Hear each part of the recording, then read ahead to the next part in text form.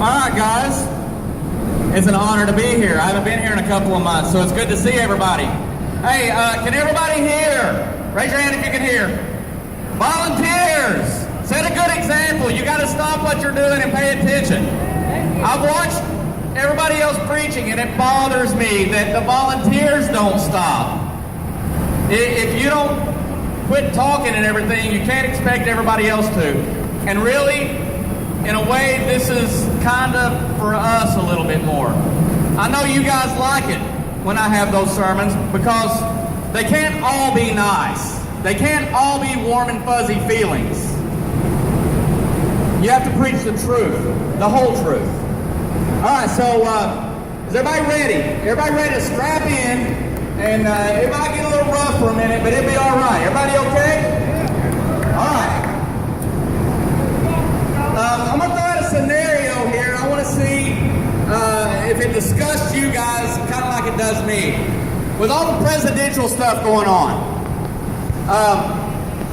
it insults me when I see this presidential campaign person on TV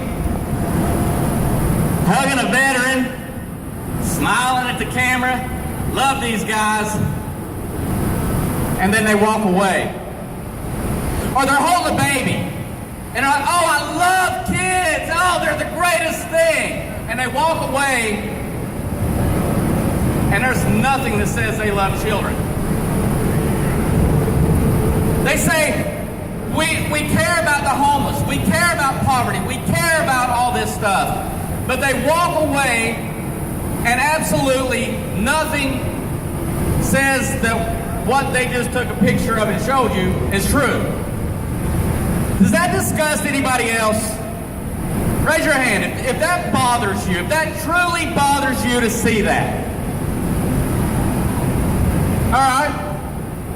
Glad to see some honesty here. The thing is, in a way, we're kind of hypocritical. Don't we do the same thing? Ooh, it got quiet just then, didn't it? Don't we do the same thing, really? I'll get back to that in just a second.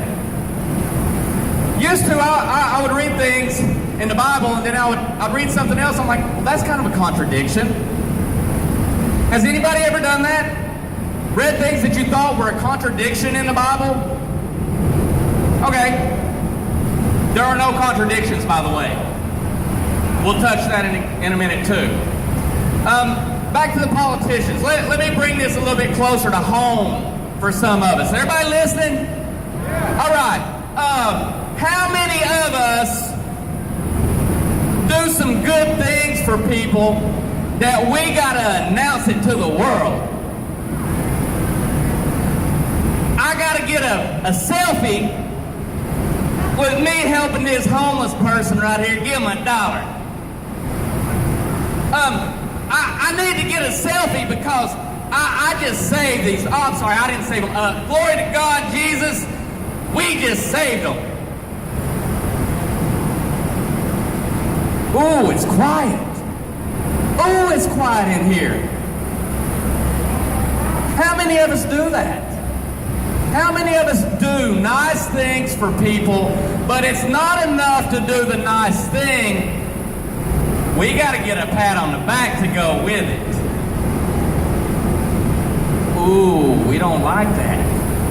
Well, here, let me give you some verses in the Bible, so that way you don't have to take my word for it. And let me challenge you guys. When I give you these verses, write them down. Go check it out. You have a responsibility to go find out for yourself what's in this book. You have to do that. I don't care if you've been going to the same church for 40 years with the same pastor, you still have the responsibility to make sure it's right here. All right, so I'm going to start in Matthew. This is Jesus talking, all right? Make no mistake, Jesus said this. Let your light shine before men, that they may see your good works or deeds and glorify your Father in heaven. Okay, that's pretty reasonable, right? All right, one more chapter over, Jesus is talking again, and let me read this. Be careful not to do your acts of righteousness before men to be seen by them. If you do, you will have no reward from your Father in heaven. So when you give to the needy, do not announce it with trumpets as the hypocrites do in the synagogues and on the street to be honored by men. I tell you the truth, they have received their reward in full. But when you give to the needy, do not let your left hand know what your right hand is doing, so that your giving may be in secret. Then your Father who sees what is done in secret will reward you. Wait. One minute he says, let your light shine so that other people see you. And then he says, do things in secret. Is that a contradiction? On first glance, it would be. What it comes down to is motive. Why do I do the things that I do? Why? The why is what is important. Why do I do them? Let's switch over to the Apostle Paul in Galatians.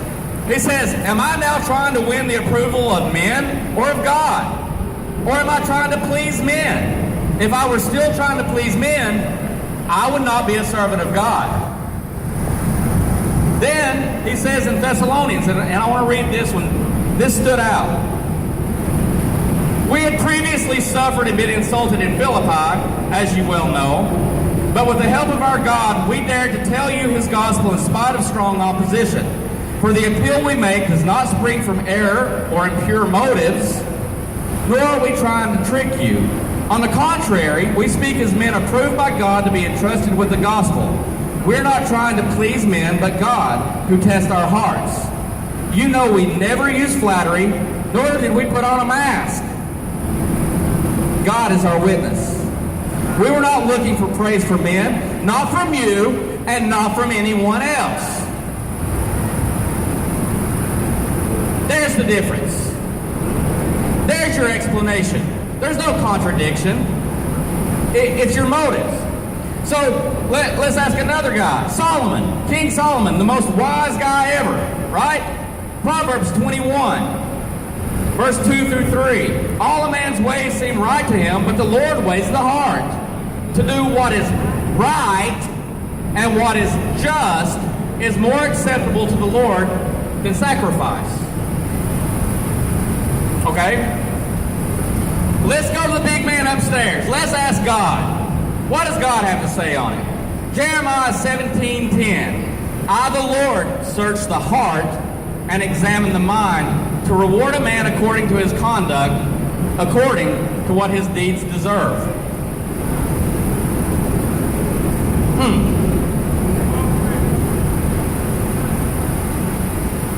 So God's looking at my motives. It's not so much that I'm helping people. It's not so much that I'm giving to the needy. It's not so much that I'm doing good things for people. It's why I do them. And as a Christian, every day you let your light shine. You let your light shine when you're at the grocery store, when you're at Walmart in the line and they're slow, when you're at McDonald's and they get your order wrong. Don't put your light out. Let it shine. When you're in a restaurant and the service is slow and your food's not getting there and you're just ready to go, let your light shine. Because in that time, that's when you're letting your light shine in front of people that they see you. You stand out. And when they meet you and talk to you, they should meet Jesus. And they should know that for a brief minute that they spent time with somebody special And you can tell them why.